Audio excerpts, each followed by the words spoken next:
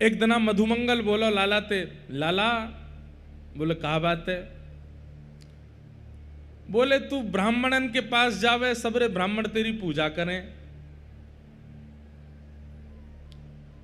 तू दैत्यन को जाकर के स्पर्श करे, तेरे स्पर्श से सबरे दैत्य मर जाएं, तू गोपीन के द्वार जावे, सबरी गोपी तो तेरी बलैया लेवे, तेरी आरती उतारे, तू गौशाला में गैयान के पास जावे तो गैयान के थनते अपने आप दूध निकलने लगे।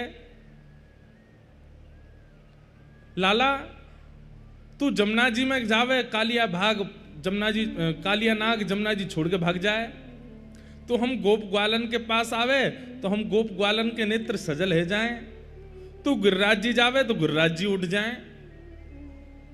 ठाकुर जी बोले कहा कहना चाह रहे हो? बोले मधुमंगल बोले लाला मोह तो ऐसो लगे तो में शक्ति ना है, तो में शक्ति होती तो हम नेक धक्का मारे नेक में गिर जाए, तो में शक्ति ना है। तो ठाकुर जी बोले कौन में शक्ति है? बोले तेरी पोशाक में शक्ति है। ये जो तू पीली पीतांबरी पहने, सिर पे मोर मुकुट धारण करे, कमर में कौंधनी पहने, ये पीली पीतांबरी और ये मोर मुकुट, इनमें शक्ति है। ठाकुर जी बोले अच्छा? बोले हाँ।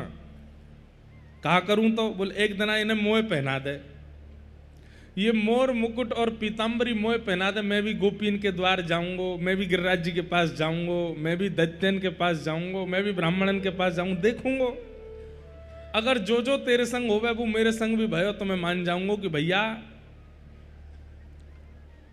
अगर मेरे संग भयो तो मैं मान जाऊंगा तेरे पीतांबरी और मुकुट में बल है, और मेरे संग नहीं भयो तो मान जाऊंगा लाला में बल है। ठाकुर जी बोले ऐसा मत करियो, भूल के भी मेरो मोर मुकुट और पीतांबरी मत पहन लियो। मधुमंगल बोलो हम बे अब तो मुझे पूरा शक है गयो कि निश्चित ही तेरी पीतांबरी और मोर मुकुट में ही बल है, यही मारे दैवेत मना कर रो है। ठाकुर जी कह करके चले गए, बोले कि कभी छुइयो मत इन्हें। मधुमंगल बोलो तू तो मेरा मित्र है, प्रेम तनाए देगो तो तुम्हें तो छीन के पहन लूंगा। और एक दिन ऐसे ही भयो, ठाकुर जी जैसे ही यमुना स्नान करने के लिए गए, अपने वस्त्रादि उतार करके गए, मधुमंगल पीछे से आयो और ठाकुर जी के सबरे वस्त्र लेकर के वहां से भाज गयो। अपने वस्त्र उतार करके ठाकुर जी के काजे छोड़ गयो और ठाकुर जी के वस्त्र सब पहन लिए, पीतांबरी पहनी, कौंदनी पहनी, हाथन में बाजूबंद पहने, सिर पर मोर मुकुट पहनो, और ठाकुर जी की वंशी लेकर के जैसे ठाकुर जी चले वैसी चाल चले मधुमंगल। ब्राह्मणन के पास गयो, ब्राह्मणन के सामने खड़े है करके जैसे ठाकुर जी त्रिभंग लली बन करके खड़े है जाएं, अपनी वंशी घुमा में ब्राह्मणन के सामने खड़े है के करन लगो। सो ब्राह्मणन ने धूल उठाए के फेंकी, भग यहाँ ते कहां ते आगो, निकर यहाँ ते, सुबेरे सुबेरे यज्ञ प्रारंभ भयो नहीं है, अपनो मुंह दिखावे आएगो। मधुमंगल बोलो ब्राह्मणन ने तो भगाए दियो, गोपीन के पास जाए के देखूं। अब गोपीन के यहां जावे, जैसे ठाकुर जी बतिया में गोपीन से वैसे ही बोले, और ठाकुर जी कैसे बात करें? ठाकुर जी गोपीन के पास जाके कहें अरे भाभी कहाँ बनाए रही हो? तो भीतर तो गोपी के अरे लाला मैं तो हलवा बनाए रही हूँ खाएगो, और बीच में ही बनाते बनाते हलवा कोई दे दे, बिना भोग लगा गई ठाकुर जी को पवाए दे। मधुमंगल पहुंच गयो, खिड़की पे जाए करके रसोई घर की खिड़की पे खड़े है के बोलो अरे भाभी कहाँ बनाए रही हो? भीतर ते गोपी बोली निपूते और कछु काम ना है तो पे हैं, दूर है जाए यहाँ, मोह ढक्के बोल, तू बोल लो तेरो उच्छिष्ट सबरो भोग में गिर जाएगो, सुर झूठो है जाएगो, भग यहाँ ते। गोपीन ने भी भगा दियो। मधुमंगल बोलो कछु तो बात है। इतने में ही कंस ने एक केसी नाम का राक्षस भेजा मथुरा से। तो केसी राक्षस ने कंस से पूछा कि आपके शत्रु श्री कृष्ण का हुलिया कैसा है, थोड़ा हमें बताओ। बोले ज्यादा तो हमें नहीं पता है, बस इतना पता है पीतांबरी पहनता है, मोर मुकुट पहनता है, पहुंच जा। अब यहां मधुमंगल घूम रहा था मोर मुकुट पहन के। इतने में ही केसी राक्षस आ गया और केसी राक्षस जैसे ही आया महाराज भागा मधुमंगल के पीछे। मधुमंगल तो चौकड़ी मार के भागे, अरे कन्हैया बचाइयो, अरे लाला बचाइयो, अरे लाला देख जे मोकू मारेगो, अरे केसी राक्षस खाए गयो मोकू। ठाकुर जी यमुना जी में स्नान कर रहे हैं। ठाकुर जी ने कही नाय नाय आज तू ही दिखा पूतना वारे हाथ, तो मना करी ना मैंने, मत पहन के जाइयो। लाला तेरे हाथ जोड़ू, आज के बाद कभी मोर मुकुट नहीं पहनूंगा, तू या को देख ले। ठाकुर जी ने तुरंत एक काछनी बांधी और महाराज एक मुष्टिक बना करके केसी जैसे ही पास आयो, ठाकुर जी ने एक मुष्टिक प्रहार कियो और एक मुष्टिक प्रहार में ही केसी मर करके नष्ट है गयो। 8 वर्ष के हैं ठाकुर जी, 8-9 साल की उम्र में तो बड़े बड़े राक्षस मार दें। मधुमंगल बोलो लाला तू ही पहन। मोर मुकुट उतार के ठाकुर जी को दे दियो, पीतांबरी दे दी। ठाकुर जी बोले एक प्रकार से ये संकेत है, छोटे बालकों को आप बालकृष्ण रूप बना देते हैं, अच्छी बात है, वो ठाकुर जी ही हैं। पर कई जगह तो बड़े बूढ़े बने बने घूम रहे हैं, पीतांबरी पहन के मोर मुकुट डाल करके। काऊ दिना अगर केसी पीछे पड़ गए हो ना, तो मधुमंगल की तरह चौकड़ी मार के भागोगे, बच नहीं पाओगे। ठाकुर जी बनवे में सुख नहीं है भैया, ठाकुर जी के दास बनवे में सुख है। ठाकुर जी के दास बनो, ठाकुर जी के सखा बनो, ठाकुर जी के सेवक बनो। ठाकुर जी बनवे में सुख नहीं है। हमारी प्रार्थना है छोटे बालकों को ठाकुर जी का रूप बना दो। अच्छा, वृंदावन प्यारो वृंदावन भजन का जब लॉन्च होना था तो हमसे पूछा गया, तो हमने पहले ही कह दिया मैंने कि छोटे बालक अगर ठाकुर जी के स्वरूप बनेंगे तो अच्छा है। बड़े स्वरूपों को अगर ठाकुर जी के रूप में आप निर्माण करेंगे तो लोगों के चित्त में भेद और दूषित दृष्टि आ जाएगी। अबोध बालक 8-9 वर्ष तक के बालक ठाकुर जी के रूप बन सकते हैं। कलाए थे वो भी छोटे ही बालक थे, वो भी अच्छे लग रहे थे। ज्यादा बड़े लोग जब ठाकुर जी का श्रृंगार कर लेते हैं ना, ठाकुर जी नहीं दिखते उनमें, बहलूपिया दिखता है। इसलिए हमारी प्रार्थना है दास बनो, सेवक बनो, सखा बनो, ठाकुर जी मत बनो। भगवान ने केसी और अरिष्टासुर नाम के दैत्य का वध किया। केसी दैत्य के वध के बाद वृंदावन में एक घाट का निर्माण हुआ जिसका नाम है केसी घाट। यहां कंस ने भगवान को मथुरा बुलाने की योजना से अक्रूर जी को भेजा। अक्रूर जी महाराज वृंदावन आए और श्री वृंदावन से ठाकुर जी को लेकर के मथुरा गए। ठाकुर जी परसों की कह के गए, बरसों तक लौट करके नहीं आए।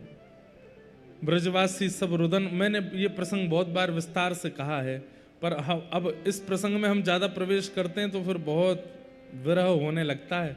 वैसे ही महाप्रभु जगन्नाथ जी बहुत विरह में विराजमान हैं, और विरह देकर के हम उन्हें कष्ट क्यों दें। वास्तव में ठाकुर जी वृंदावन से चले गए,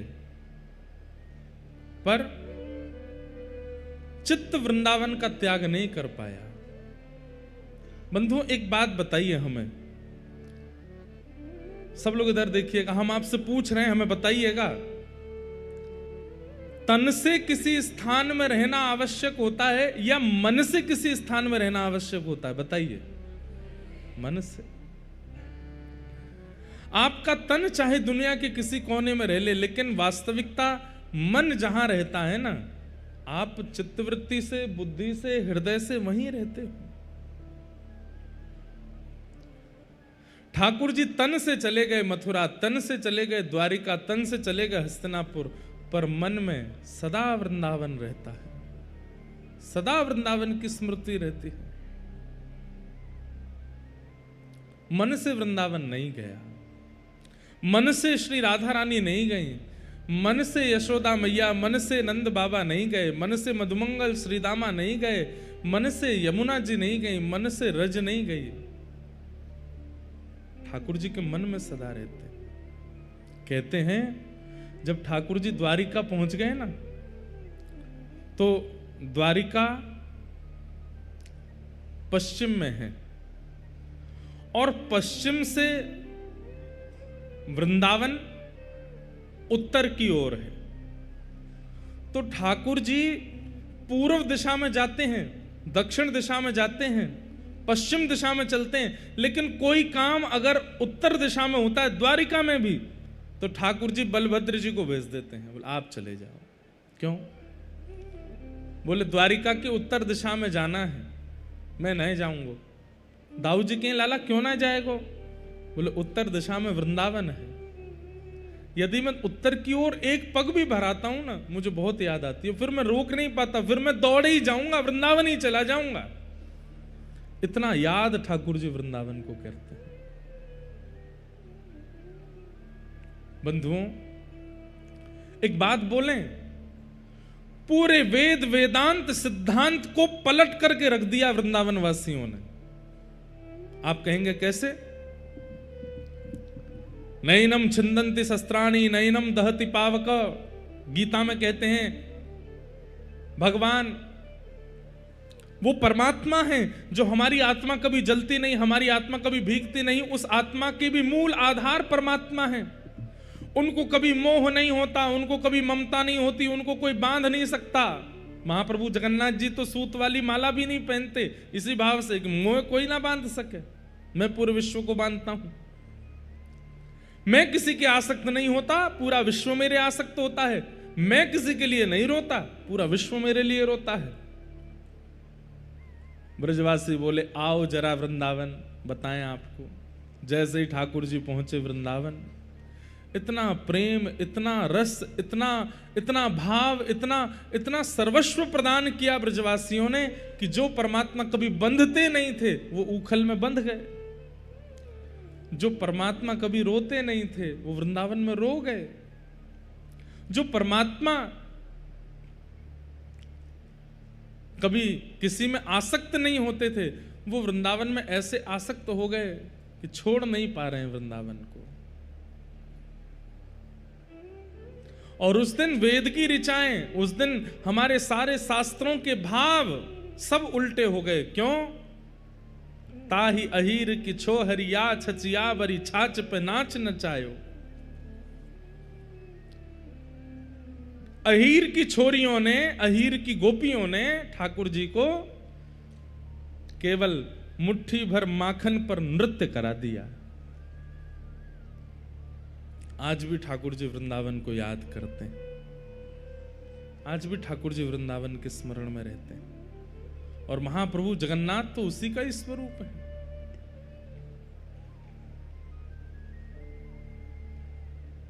विरह में है ठाकुर जी ब्रजवासियों के।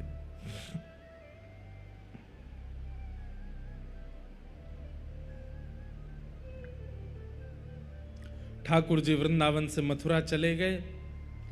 मथुरा में जाकर के कुबलिया पीड़ हाथी का उद्धार किया। कुब्जा पर कृपा की, कंस के राजभवन में प्रवेश करके बड़े बड़े मल्लों के साथ युद्ध करके उनको नष्ट किया और 50 सिड्डी ऊपर बैठे हुए कंस को अपनी दोनों भुजाओं से उठा करके नीचे पटक दिया, उसका वध कर दिया। बोलो कंस मर्दन भगवान की। कंस वध किया और कंस वध के पश्चात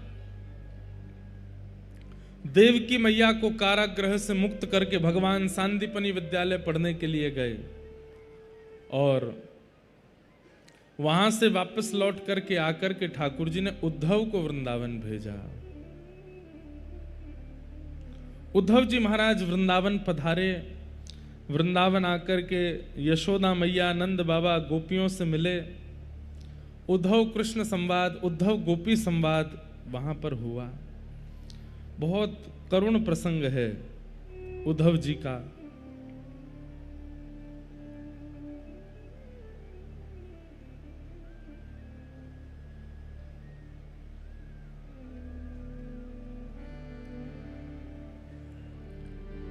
उद्धव जी महाराज वृंदावन आए। वृंदावन आकर के यशोदा मैया, नंद बाबा सबसे मिले। यशोदा मैया के विरह भाव को देख करके उद्धव जी महाराज व्याकुल हो गए।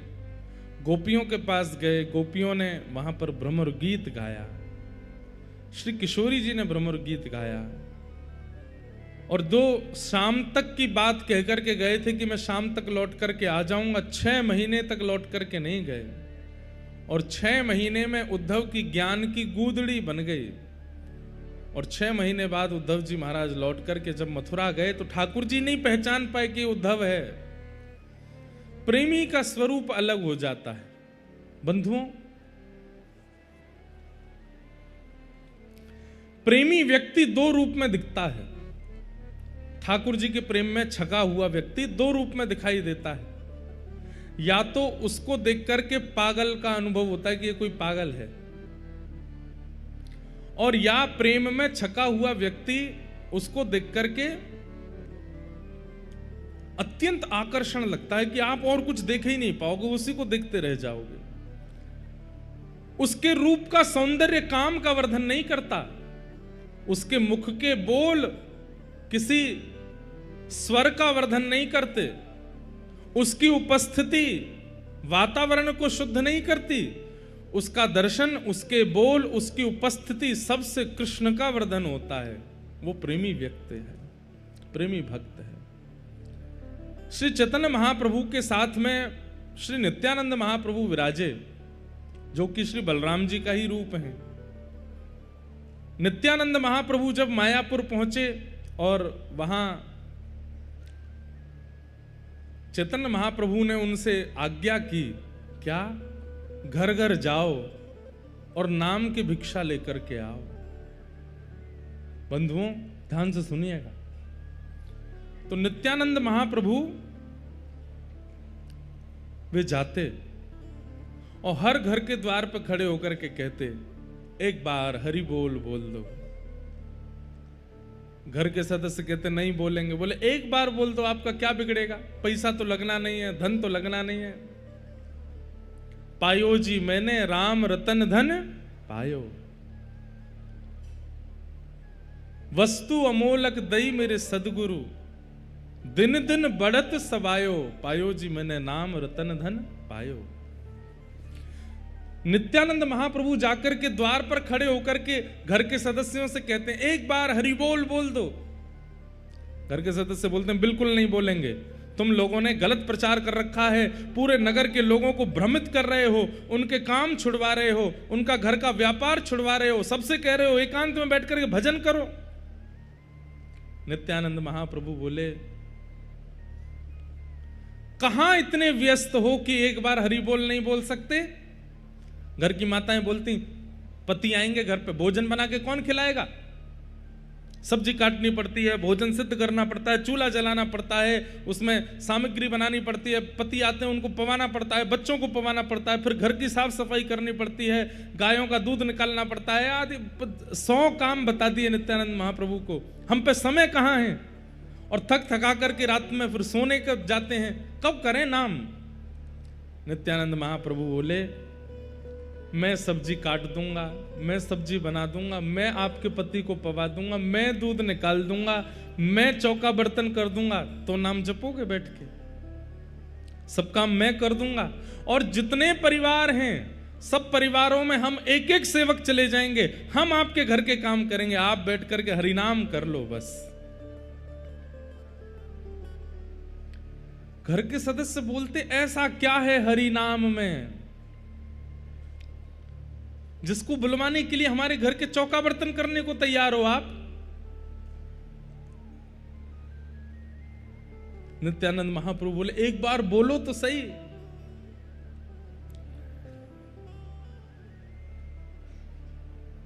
घर के सदस्य कहते, हरि बोल। जैसे ही हरि बोल बोलते, नित्यानंद महाप्रभु मृदंग लेकर के कूद कूद करके नृत्य करते, हरि बोल हरि बोल हरि बोल हरि बोल हरि बोल। तो घर के सदस्य कहते, अब ठीक है, हो गया, बोल दिया हरि बोल, अब जाओ यहां से। नित्यानंद महाप्रभु कहते, हम युगल के उपासक हैं, हम युगल के उपासक हैं, रोटी भी एक नहीं लेते, 2 लेते हैं, एक प्रिया जी के भाव से, एक ठाकुर जी के भाव से। नाम भिक्षा एक कैसे चल जाएगी? एक और बोल दीजिए, एक बार और बोल दो। तो घर के सदस्य कहते, तुम तो पीछे ही पड़ गए हो, बोले एक बार और बोल दीजिए, क्या धन थोड़ी लग रहा, जाते जाते बोल दीजिए एक बार और बोल दिया, हरि बोल। नित्यानंद महाप्रभु और जोर जोर से नृत्य करते, हरि बोल हरि बोल हरि बोल। घर के लोग बोलते अब जाओ यहां से। बोले हम जा रहे हैं, विदाई नहीं दोगे हमको? हम तुम्हारे घर पर मेहमान बन करके आए, हमको विदाई नहीं दोगे? तो घर के सदस्य कहते अब क्या चाहिए? बोले विदाई में भी एक बार हरि बोल बोल दो। महाराज तीसरी बार जैसे ही हरि बोल बोलते, 3 हरि बोल पूर्ण होते ही जो हरि बोल बोल रहे थे उनके नेत्र बंद हो जाते, रोम रोम पुलकित हो जाता, और वे भी भुजा उठा करके हरि बोल हरि बोल हरि बोल हरि बोल बस 3 बार बुलवाते थे, और 3 बार में तो उद्धार हो जाता था उनका।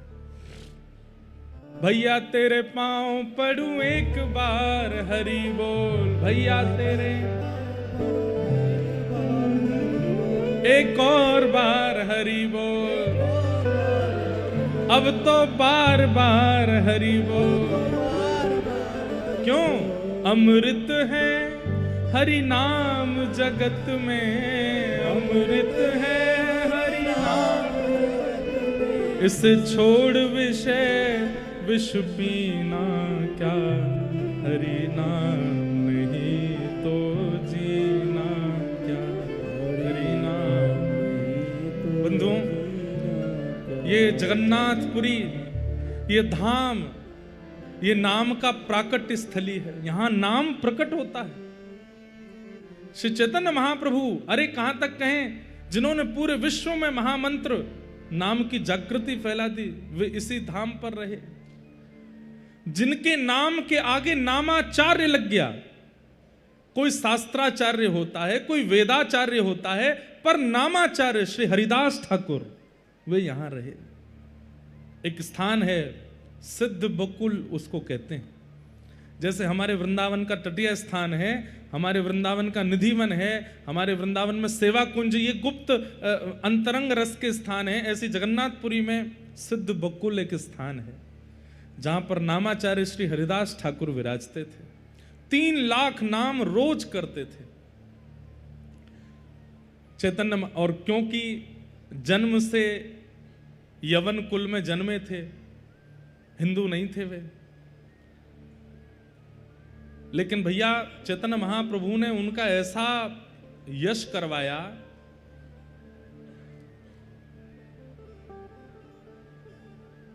एक बार मैंने उनका चरित्र थोड़ा पढ़ा है तो मुझे थोड़ी थोड़ी स्मृति आ रही है कि श्री हरिदास ठाकुर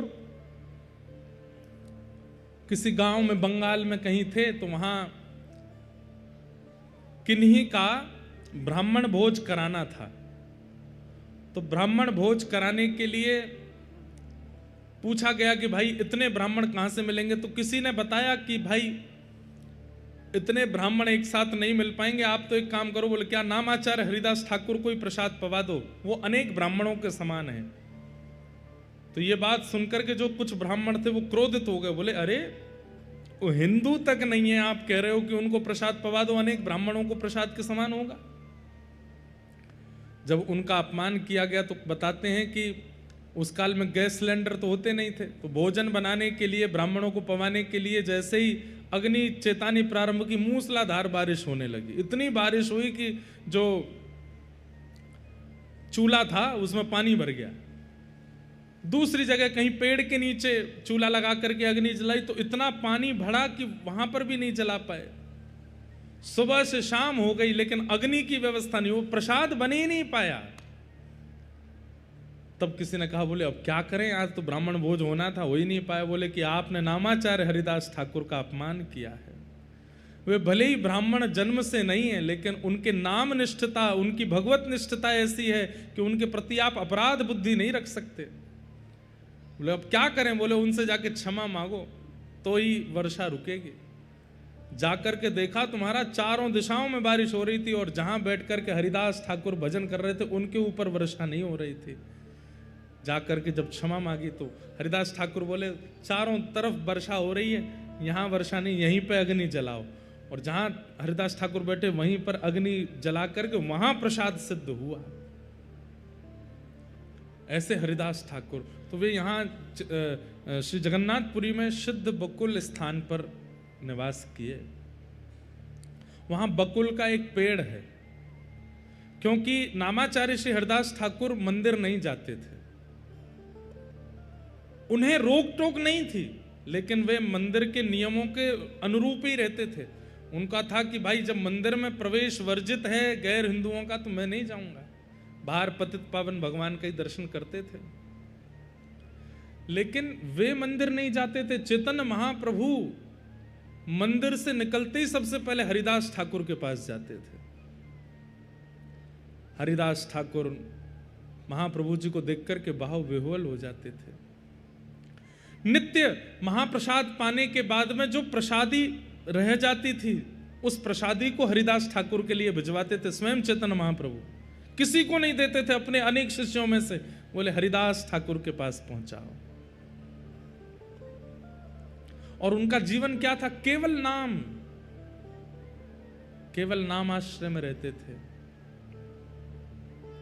राधा कृष्ण प्राण मोरा युगल किशोर, जीवने मरण गति नहीं कछु मोर।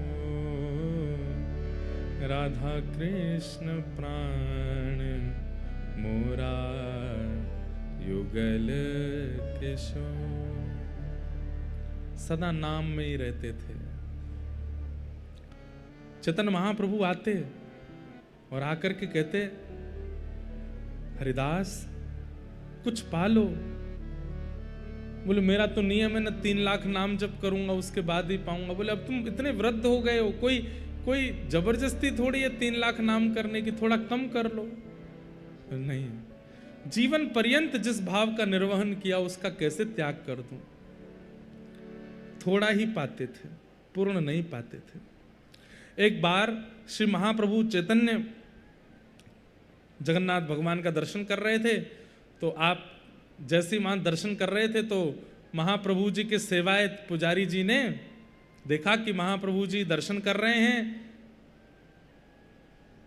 गरुड़ स्तंभ के पीछे खड़े होकर के ही दर्शन करते थे। तो ठाकुर जी की मंगला दातुन हुई थी, तो श्री जगन्नाथ महाप्रभु की दातुन प्रसादी ला करके चैतन्य महाप्रभु को दी, महाप्रभु जी को प्रदान कर दी। महाप्रभु जी उस दातुन को लेकर के निकले और नियम था रोज दर्शन करने के बाद में हरिदास ठाकुर के पास जाते थे। और हरिदास ठाकुर महाप्रभु जी के ही सर्वस्व हैं, उन्हीं को सर्वस्व मानते हैं, वे उनके पास आते। पर महाप्रभु जी की कृपा थी कि वे नित्य जाते थे हरिदास ठाकुर के पास। तो जैसे ही गए तो बड़ा गर्मी पड़ रही थी, खूब गर्म मौसम हो रहा था, जेठ का महीना, और चिलचिलाती धूप में हरिदास ठाकुर कोई छत के नीचे तो बैठते नहीं थे, खुले आसमान के नीचे बैठते थे, पसीना ऊपर से नीचे तक लथपथ हो रहे थे। चैतन्य महाप्रभु ने आकर के देखा कि ये ऐसे बैठे हैं, नाम कर रहे हैं और ऊपर छाया भी नहीं है, धूप से ताप पड़ रहा है। तभी महाप्रभु जी ने जो जगन्नाथ महाप्रभु की दातुन प्राप्त हुई उसको हरिदास ठाकुर जहां बैठे थे उसके पीछे ही नेक गड्ढा करके उस दातुन को वहां पर जैसे ही गाड़ा, उसमें से सुंदर बकुल का वृक्ष प्रकट हो गया और वृक्ष प्रकट होकर के ऊपर आकर के उसने छांव कर दी। हरिदास ठाकुर के ऊपर छांव हो गई। जरूर अवसर मिले तो एक बार सिद्ध वकुल का दर्शन करके जाइएगा। वो वृक्ष नहीं है, वो सामान्य कोई पेड़ नहीं है, महाप्रभु जगन्नाथ जी की दातुन ही इतने बड़े वृहद रूप में प्रकट हुई है उसके। और आप देखेंगे वो भीतर से पेड़ पोला है, भीतर से बिल्कुल खाली है, और ऊपर उस पर घना वृक्ष पत्ते प्रकट है। महाप्रभु चैतन्य ने अपने हाथ से उसको स्थापित किया और उसके नीचे बैठ करके श्री हरिदास ठाकुर नामाचार्य जब उन्होंने छाया का अनुभव किया तो ऊपर देखा वृक्ष खड़ा है, सामने देखा तो चैतन्य महाप्रभु खड़े हैं। इतना नाम जब किया था श्री हरिदास ठाकुर जी ने उस वृक्ष के नीचे बैठ के कि उसके पत्ते में लिखा था हरे कृष्ण कृष्ण कृष्ण हरे हरे, हरे राम राम राम हरे हरे। यानी कि सिद्ध वकुल के पत्तों में महामंत्र प्रकट हो गया था। चैतन्य महाप्रभु आकर के अपने भावावेश लीला में जब महाप्रभु जी प्रवेश कर गए गंभीरा में, सिद्ध स्थिति में पहुंच गए थे, तब चैतन्य महाप्रभु एक दिन हरिदास ठाकुर के पास गए और कहा, मैंने सुना है 5 दिन हो गए तुमने अन्न नहीं पाया। हरिदास ठाकुर बोले, क्योंकि मुझे पता चल गया है कि अब क्या होने वाला है। तो क्या होने वाला है? बोले, आप अपनी नित्य लीला विराम देने वाले, और हे महाप्रभु जी, मैं उस लीला का दर्शन नहीं कर पाऊंगा। जिन चैतन्य महाप्रभु की बाल लीला देखी है, जिन चैतन्य महाप्रभु का युवा अवस्था देखी है, जिन महाप्रभु जी का हमने संन्यास देखा है, जिन महाप्रभु जी का हमने जगन्नाथ में आकर के उन्माद नृत्य देखा है रथ यात्रा के आगे, उनका लीला प्रवेश में देख नहीं पाऊंगा। इसलिए आपसे पहले मैं लीला विश्राम करके जाऊंगा धराधाम से, इसलिए मैंने अन्न त्याग दिया। और मेरा अन्य, मेरा सर्वस्व, मेरा जीवन तो नाम है ना।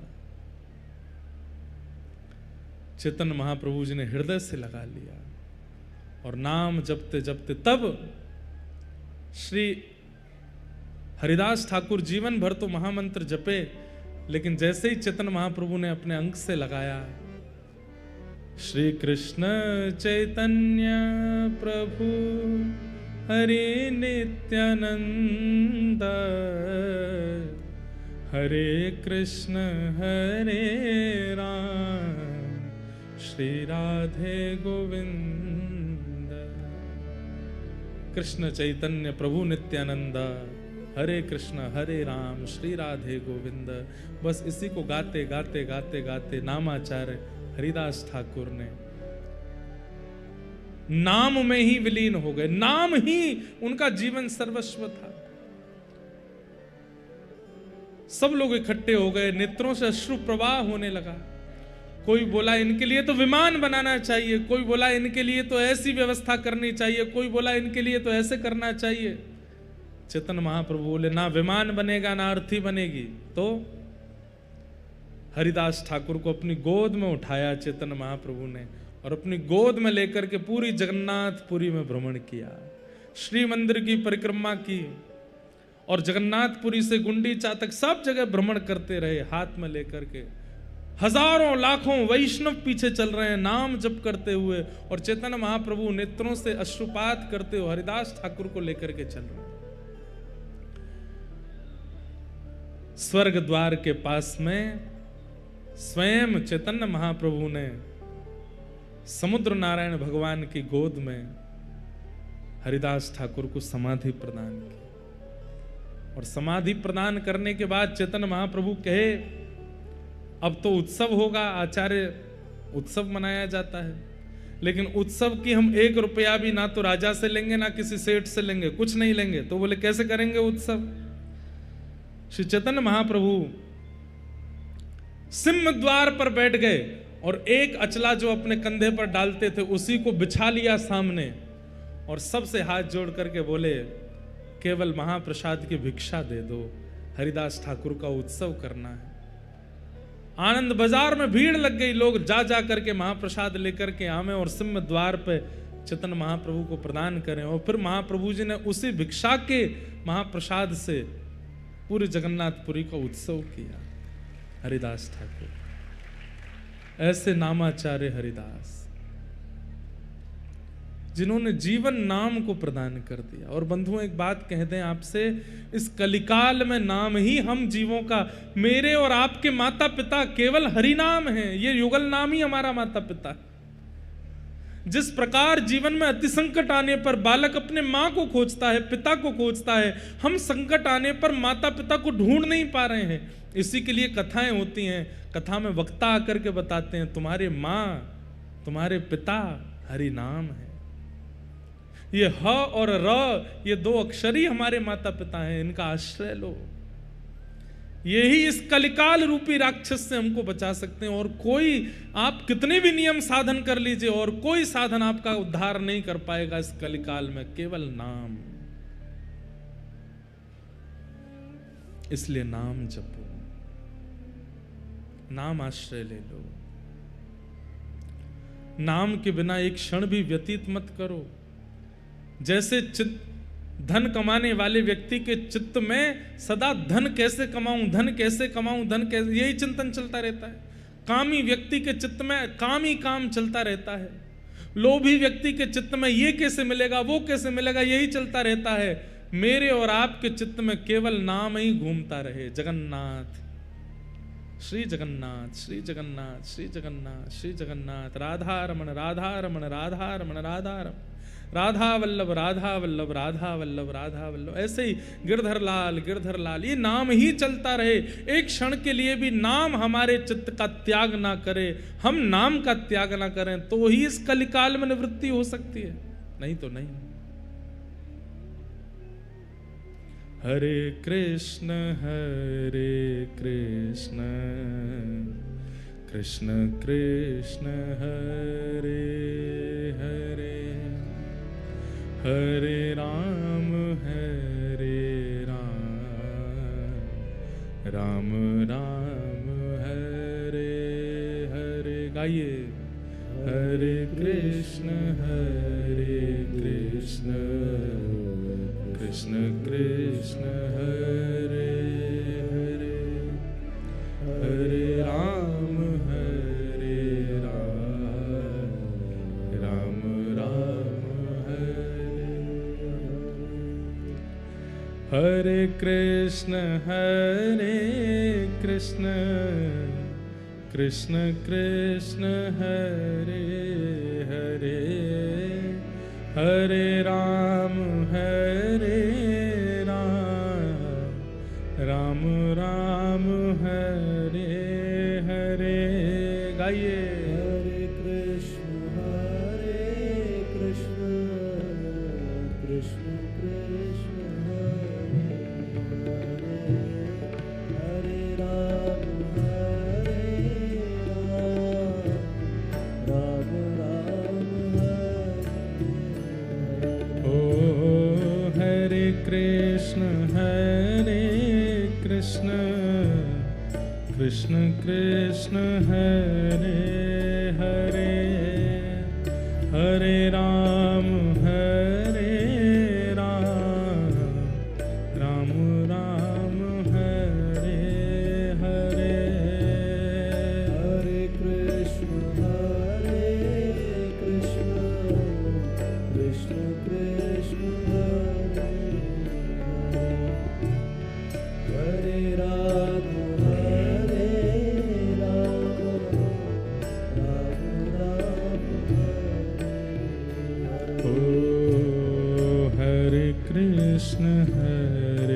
हरे हरे, हरे राम कृष्ण कृष्ण हरे हरे, हरे राम राम राम हरे हरे, हरे कृष्ण कृष्ण कृष्ण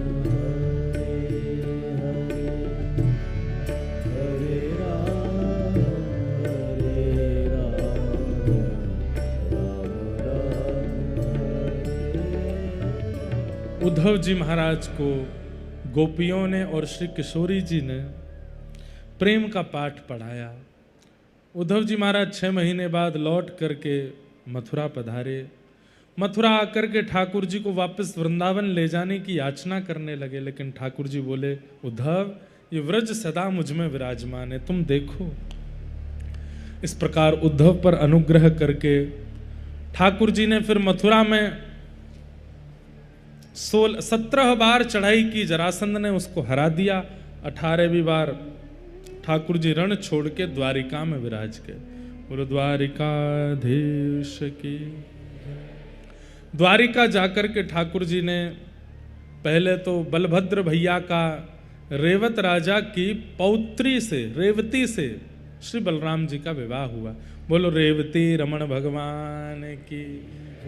बलराम जी की पत्नी का नाम क्या है? रेवती। और ये कौन है? रेवती रमण। जैसे ये राधा रमण है, ये रेवती रमण है। रेवती के साथ में बलराम जी, बड़ी सुंदर कथा है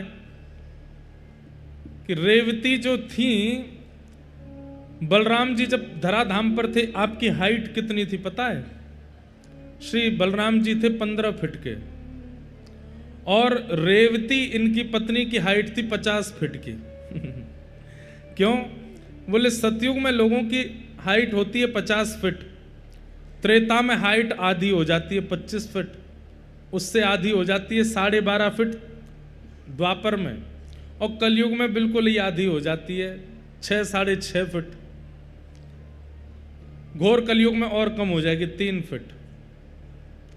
और घनघोर कलिकाल में तो बताते हैं कि तुलसी आदि जैसे छोटे छोटे पौधों के नीचे ही हम लोग छाया लिया करें, इतने छोटे से रह जाएंगे। कहीं तो ऐसा भी लिखा है 10-11 साल की उम्र में तो बच्चे दादी दादा बन जाएंगे। इतनी कम उम्र हमारी आयु, बड़ा खतरनाक कलयुग आने वाला है। तो रेवती जो थी, इनका जन्म हुआ था सतयुग में, और श्री बलभद्र जी का प्राकट्य हुआ द्वापर में। बोले कैसे जोड़ी बनी? बोले रेवती जो हैं, इनके दादाजी राजा रेवत, वो इतना प्रेम करते थे अपनी रेवती पौत्री से, बेटा की बेटी से।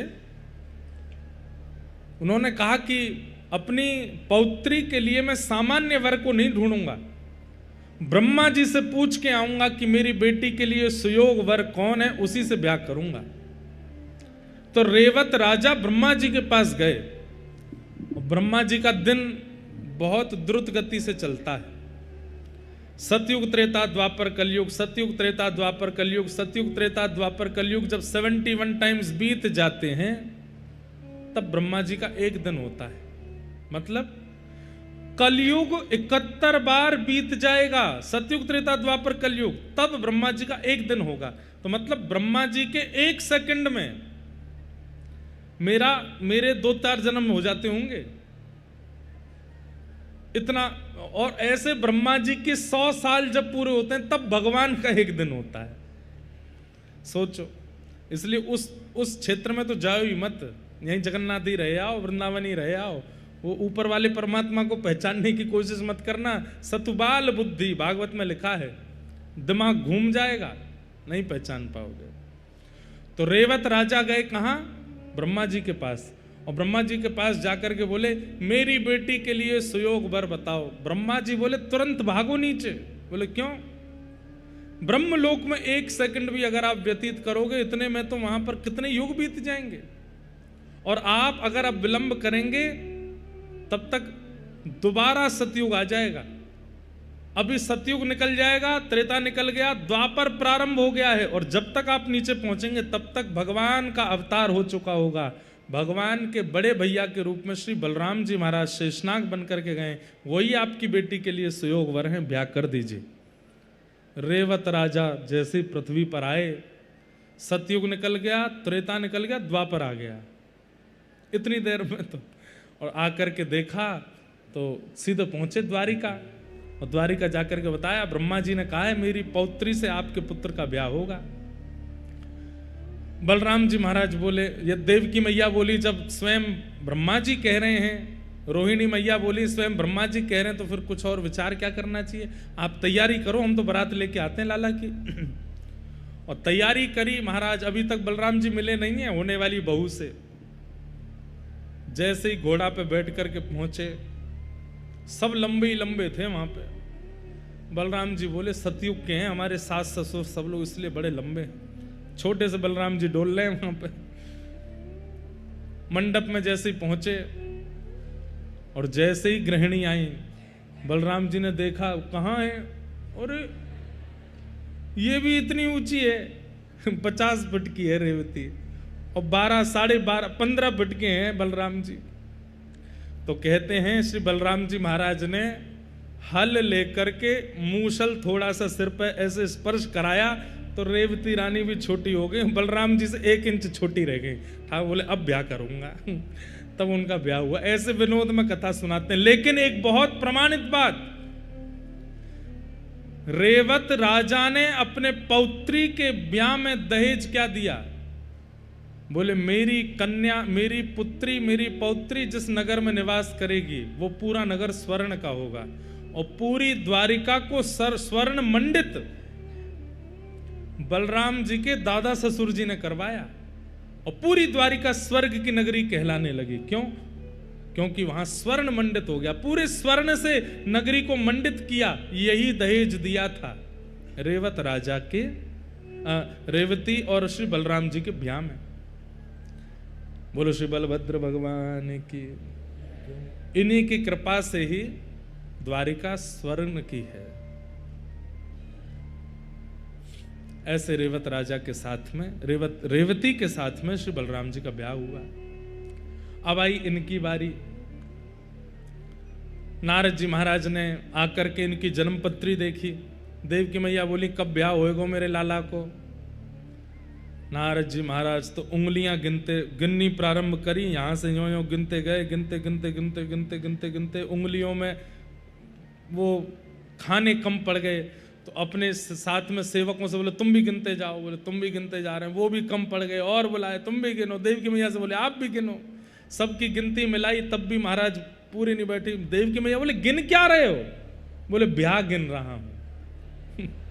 बोले कितनी गिनती हो गई? बोले 500 तो हो गई अभी तक। टोटल कितने होंगे? बोले 16,108।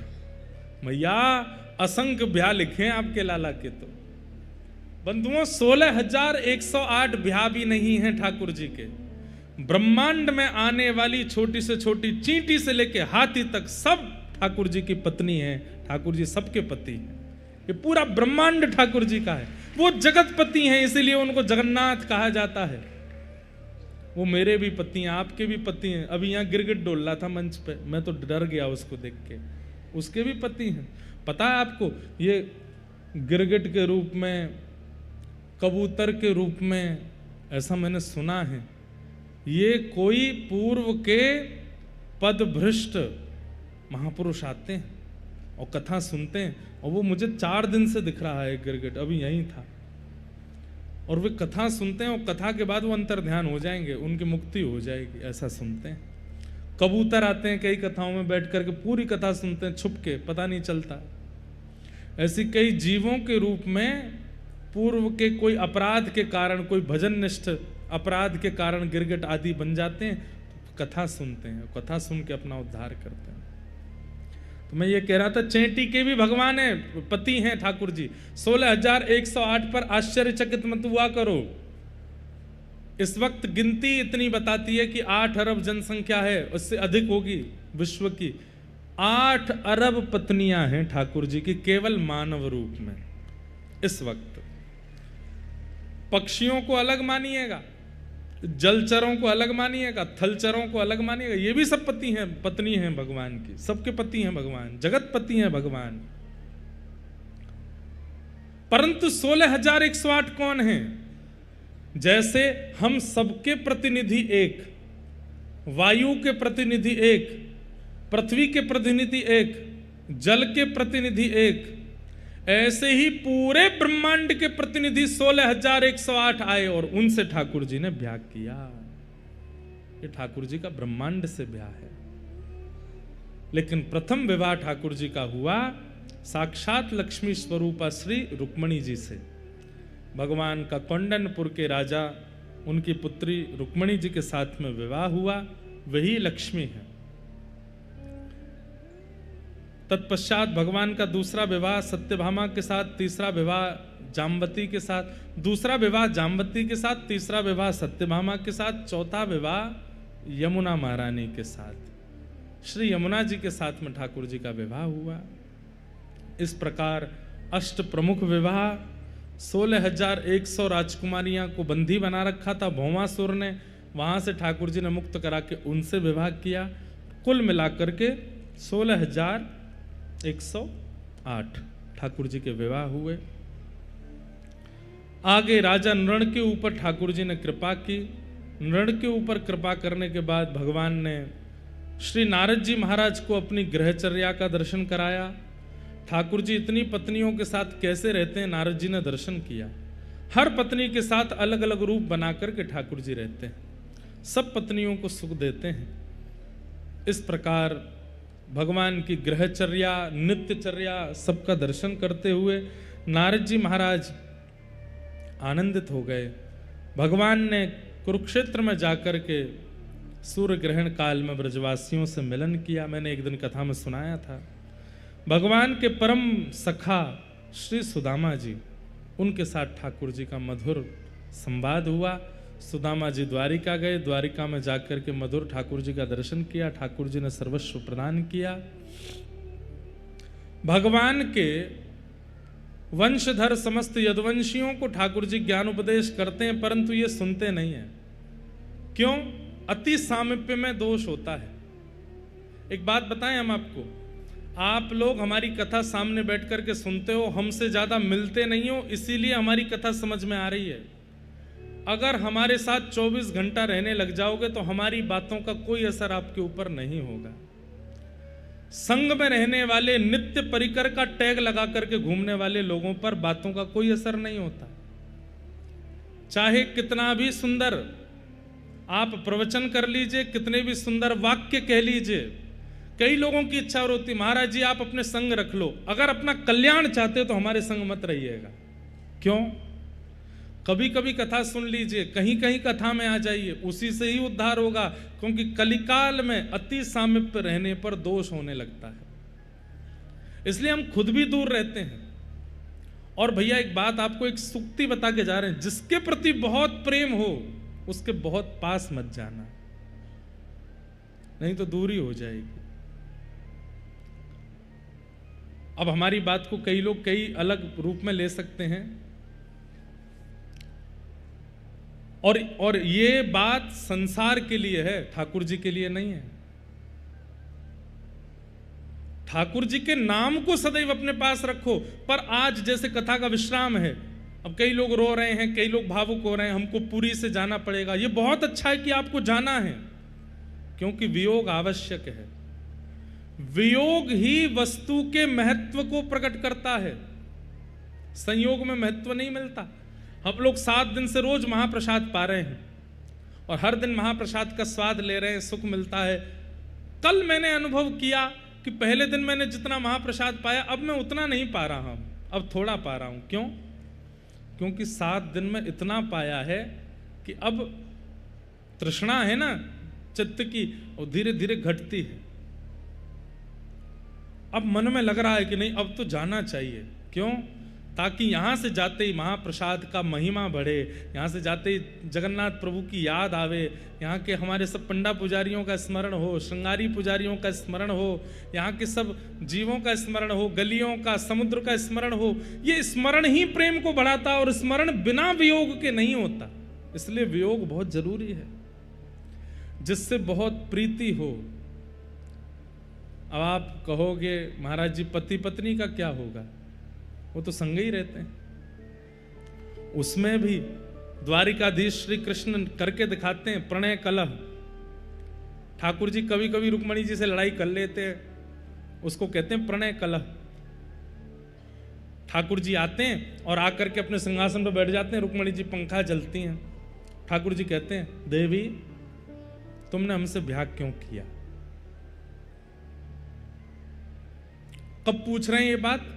जब भगवान की संतान हो गई, भगवान की संतानों की भी संतान हो गई हैं, दादा दादी बन गए हैं दोनों। उस काल में ठाकुर जी रुक्मणी जी से क्या कह रहे हैं, तुमने हमसे ब्याह क्यों किया?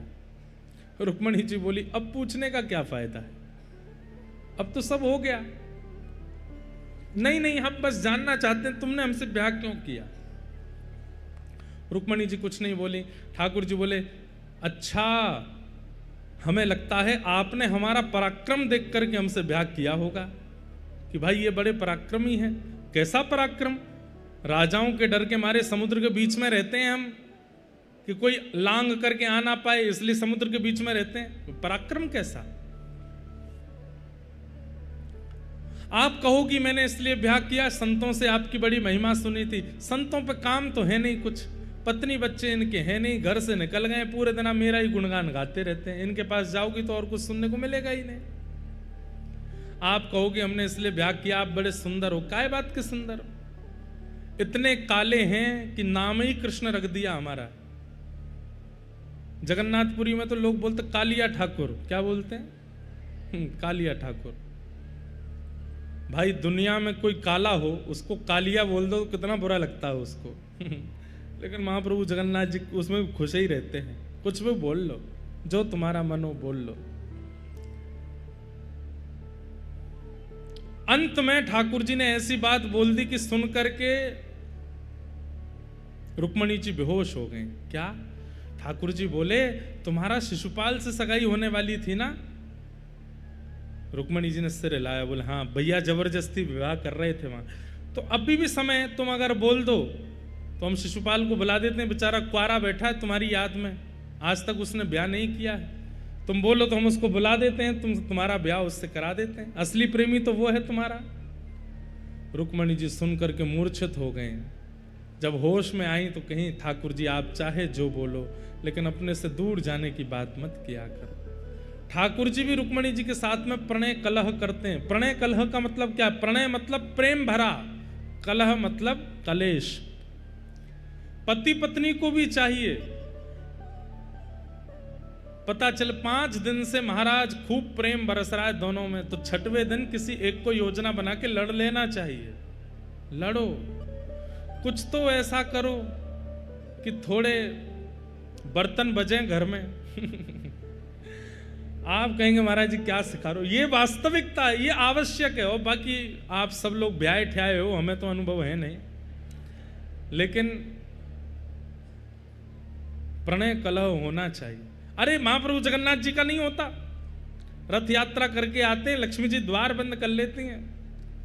महाप्रभु जगन्नाथ जी कहते हैं गेट खोलो। बोले कहाँ गए थे बिना मुझे बताए? अकेले अकेले घूम के आए, मुझको नहीं लेके गए।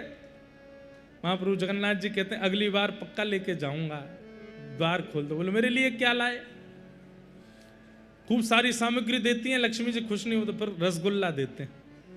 तब द्वार खुलते हैं, महाप्रभु जी ऊपर जाते हैं जगन्नाथ जी के साथ। फिर अभी कल परसों मुझे कोई बता रहे थे, हमारे सब साथ में हमारे देवी पंडा जी रहते हैं, हमारे देवी पुजारी, देवी प्रसाद नाम है उनका, चुलबुल पंडा नाम रखा हमने उनका, देवी प्रसाद जी। और सब हमारे भाई लोग, भाईना, यहाँ पे भाइयों को भाईना, नरसिम्हा भाईना, देवी भाईना, अभी भाईना, सौम्या भाईना, सब भाईना है। कुछ दिन और कथा कर ली हमने तो हम उड़िया सीखे ही जाएंगे यहाँ पे। अब ये सब लोग बोलते हैं, बोला महाराज जी अहे नील शैल गा दिया, अब ये वाला और गाओ। मैंने कहा भाई यहाँ तो हम गा देते हैं, यहाँ के लोग तो सुनते हैं, हमारे उत्तर भारत के लोग तो समझ ही नहीं पाते हमने क्या गाया। लेकिन सबसे बड़ी बात है, कोई समझे नहीं समझे, जगन्नाथ महाप्रभु समझते हैं। लेकिन मेरे मन में एक प्रश्न आता है, उड़ीसा में जगन्नाथ, द्वारिका में द्वारिकाधीश, द्वारिकाधीश को गुजराती आती है? वो हैं तो हमारे ब्रज के ही, ब्रजवासी हैं, उनको गुजराती कहां से आती होगी? ऐसे इनके लिए लगता है ये हैं तो हमारे वृंदावन के, इनको उड़िया आती होगी समझ में। अब वो होता है ना कि कई बार किसी का जॉब लग जाती है किसी प्रांत में, तो वहां की भाषा सीख जाते हैं वो थोड़ी थोड़ी। सीख तो गए ही होंगे, पर इनको आज भी सुख ब्रजभाषा सुनने में आता होगा। ब्रजभाषा में जब जाए करके कहते होंगे, खा जाऊं तेरो गाल बड़ो मीठो, खा जाऊं तेरो। जगन्नाथ जी खुश हो जाते होंगे, वाह भैया, एक गाल में लड़ुआ पेड़ा प्यारे, दूजे गाल में गुड़ सूखो, खा जाऊं तेरो। महाप्रभु जगन्नाथ जी भी हैं भी बिल्कुल गुलाब जामुन जैसे गाल हैं इनके, कारे कारे, लेकिन अद्भुत सुख लेते हैं ठाकुर जी। तो अत्यंत प्रेमियों को चाहिए कि बहुत ज्यादा प्रेम ही प्रेम, प्रेम ही प्रेम चल रहा हो तो फॉर्मेलिटी हो जाती है, थोड़ी बहुत लड़ाई झगड़ा करते रहा करो। पत्नी से बोल के जाओ आज शाम को इडली सांबर बनाना।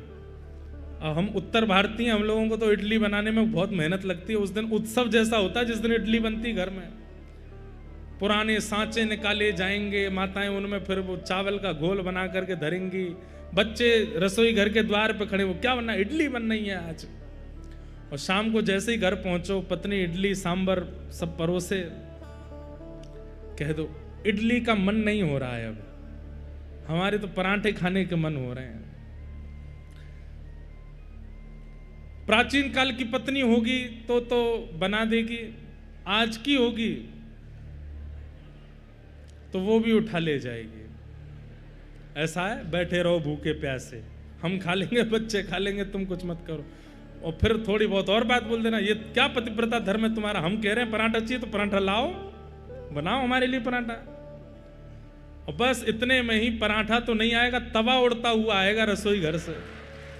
बस इतने में ही हो गया प्रणय कलह। 2-4 दिन उसको थोड़ा रहने दीजिएगा। ऐसे करने से प्रेम बढ़ेगा।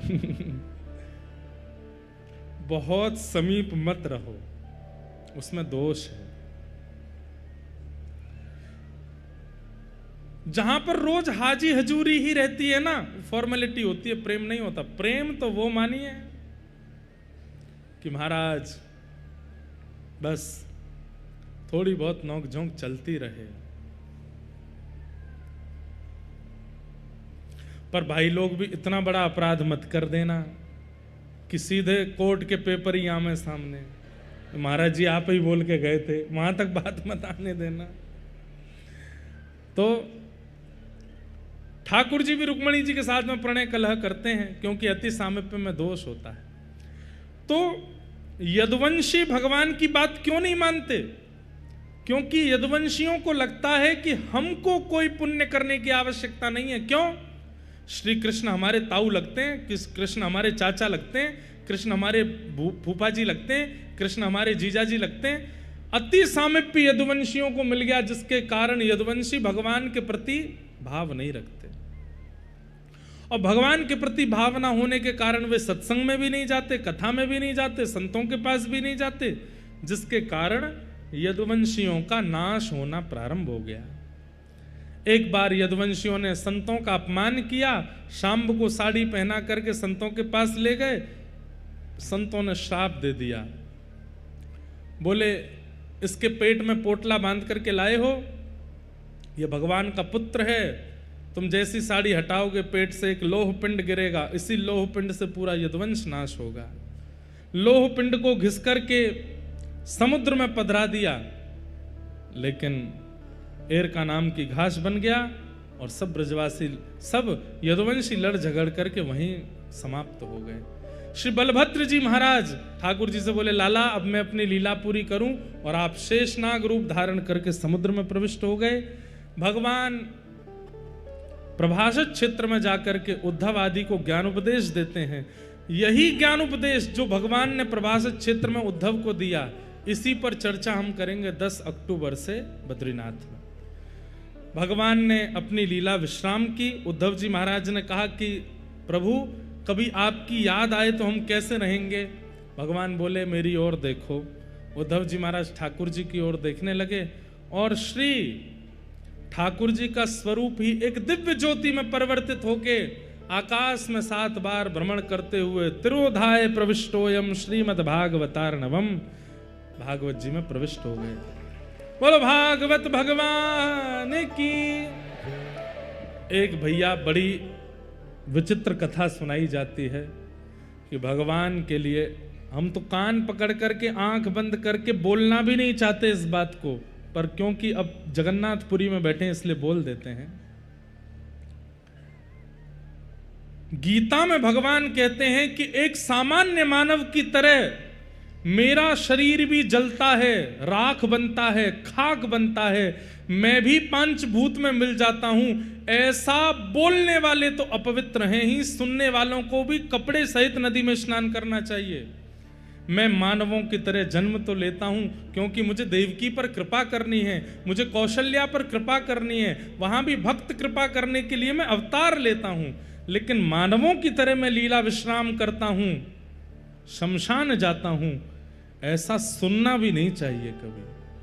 भगवान कहते हैं मेरा शरीर पंचभूत में नहीं मिलता है। यहां जगन्नाथ महाप्रभु मानवीय लीला कर रहे हैं।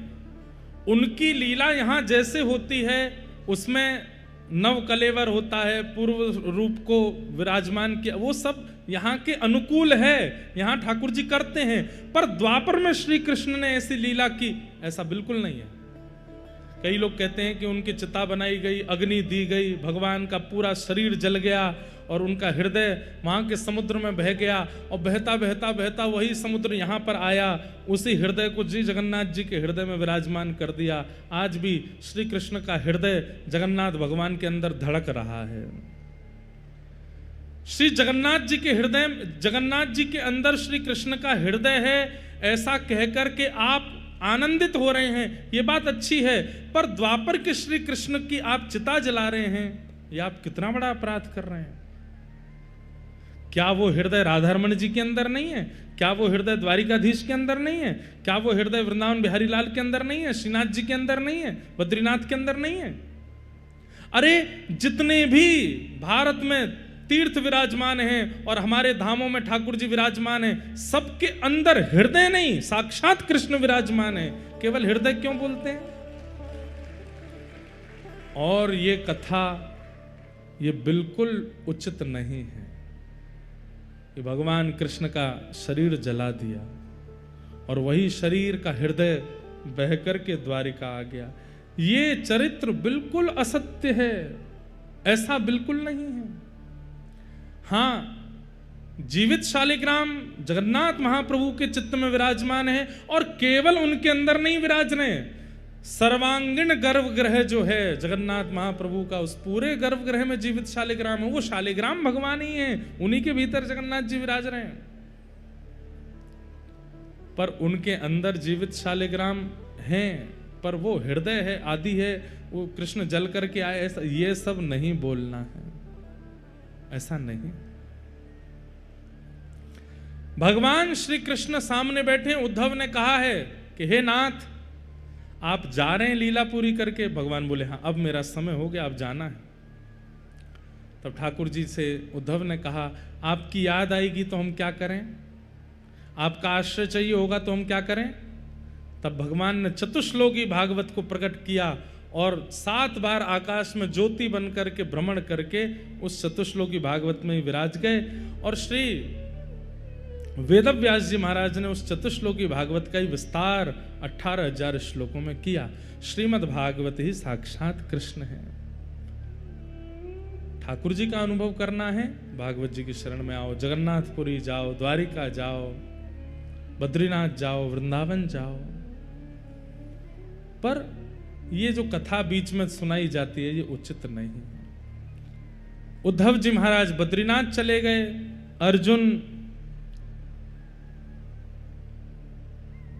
हस्तिनापुर गए, जाकर के परीक्षित को राज्य गद्दी पर बैठा करके 5 पांडव स्वर्गारोहण को चले गए। और स्वर्गारोहण के बाद यहां पर परीक्षित को 7 दिन में मरने का श्राप लगा। 7वें दिन सुखदेव जी महाराज ने 7 दिन तक कथा सुनाई, 7वां दिन आज पूर्ण हुआ। शुकाचार्य जी महाराज, त्वम तु राजन मरिष्येति पशु बुद्धिम इमाम जही, तुम मरोगे, ये पशु बुद्धि का त्याग करो, ऐसा कह करके वहां से प्रस्थान कर गए। बोलो सुखदेव जी महाराज की। परीक्षित जी महाराज को सर्प ने आकर के स्पर्श कर दिया, उनका पांच भौतिक शरीर जल करके राख हो गया, लेकिन उनकी आत्मा दिव्य आत्मा रूप धारण करके विमान में बैठ करके भगवत धाम को प्रस्थान कर गए। बोलो भागवत महापुराण की। मार्कंडेय ऋषि ने भगवान के प्रलय कालीन समय का दर्शन किया। इस प्रकार संपूर्ण भागवत के अन्य अन्य विषयों को हम प्रणाम करते हैं। अंतिम 2 श्लोक सब लोग मेरे साथ में प्रेम से उच्चारण करके बोलेंगे। भवे भवे यथा भक्ति, भवे भवे यथा भक्ति, भवे भवे यथा भक्ति, पादयोस्तव जायते, पादयोस्तव जायते, तथा कुरुष्व देवेश, तथा कुरुष्व देवेश, नाथस्त्वं नो यतः प्रभो। नाथस्त्वं नो यतः प्रभो। हाथ जोड़ करके सब लोग ऊंचे स्वर में बोलेंगे। नाम संकीर्तनम यस्य, नाम संकीर्तनं यस्य, सर्व पाप प्रणाशनम, सर्व पाप प्रणाशनम् प्रणामो दुःखशमनः नामो दुःखशमनः तं नमामि हरिं तं परम् नमामि हरिं परम् नाम संकीर्तनं यस्य नाम संकीर्तनं यस्य सर्वपापप्रणाशनो सर्वपापप्रणाशनो प्रणामो दुःखशमनः प्रणामो दुःखशमनः तं नमामि हरिं परम् तं नमामि हरिं परम् नाम संकीर्तनं यस्य नाम संकीर्तनं यस्य सर्वपापप्रणाशनो सर्वपापप्रणाशनो प्रणामो दुःखशमनः नमो दुःखशमनः तं नमामि हरिं परम् नमामि हरिं परम् जय जय श्री राम जय जय श्री राम जय जय श्री राम जगन्नाथ जगन्नाथ जगन्नाथ रक्ष मां महाबाहु महाबाहु महाबाहु पाहि मां श्री जगन्नाथ महाप्रभु की बलभद्र सुभद्रा मैया की सुदर्शन जी महाराज की नील चक्र की नीलाचल धाम की समुद्र नारायण भगवान की सब संतन की सब भक्तन की सब विप्रन की जय जय श्री राम